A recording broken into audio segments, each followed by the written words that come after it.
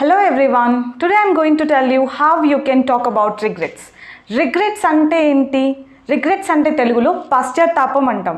పశ్చాత్తాపం అంటే like when you did something ఏదో ఒకటి చేసేసి అచ్చా చేయకుండా ఉండాల్సింది అని అనుకుంటాం. లేదంటే ఏదైనా చేయకుండా అలా చేసుంటే బాగుండేది చేసి ఉండాల్సింది అనుకుంటాం కదా. That's what we call regret in English. Regrets గురించి మాట్లాడాల్సి వచ్చినప్పుడు we use should have and V3. You all know what V3 form is, right? Go, went, gone. Gone is V3. Come, came, come. Come is V3. Teach, taught, taught. Taught is V3. Take, took, taken. Taken is V3. So this is how you should use V3. I mean, you have to use only V3 form of verb when you are talking about your regrets in past.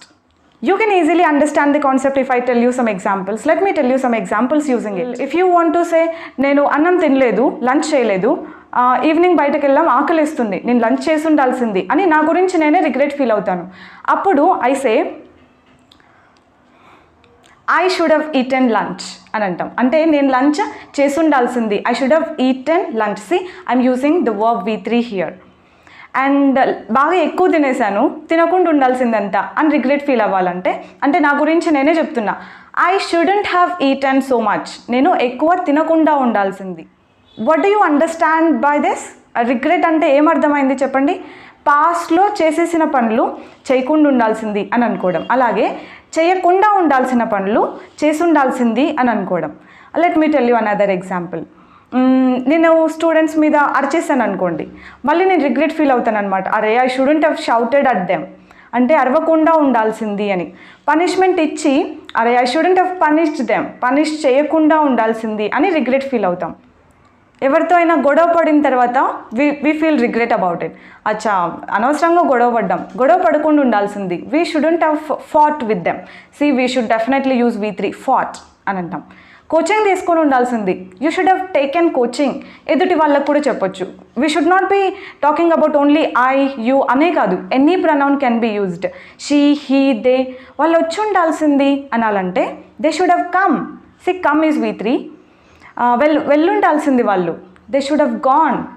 ఒకసారి try చేసి ఉండాల్సింది. They should have tried. నీకు చెప్పాలంటే you should have tried అంటాం. ఆమె అబద్ధాలు చెప్పి దొరికిపోయింది, అబద్ధం చెప్పకుండా ఉండాల్సింది ఆమె. She shouldn't have లైడ్.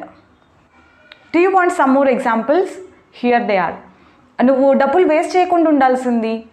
You shouldn't have wasted so much of money. నువ్వు డబ్బులు సేవ్ చేసుకుని ఉండాల్సింది. You should have saved money. నువ్వు ట్రై చేసి ఉండాల్సింది ఆ జాబ్కి. You should have tried for that job. ఇంటర్వ్యూకి అటెండ్ అయ్యి ఉండాల్సింది. You should have attended the interview. Miss అవ్వకుండా ఉండాల్సింది.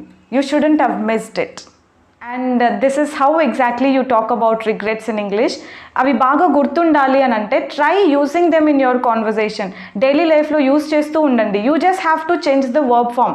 షుడ్ హ్యావ్ V3 అనేది కామన్ అండి. You just change the V3. Verb ఒకటే చేంజ్ చేసి రకరకాల వర్బ్స్ పెట్టండి అండ్ రకరకాల మీనింగ్స్, రకరకాల ఎగ్జాంపుల్స్ మీకే వచ్చేస్తాయి. Okay, I hope it is clear and I'll see you with another video next time. Take care until then.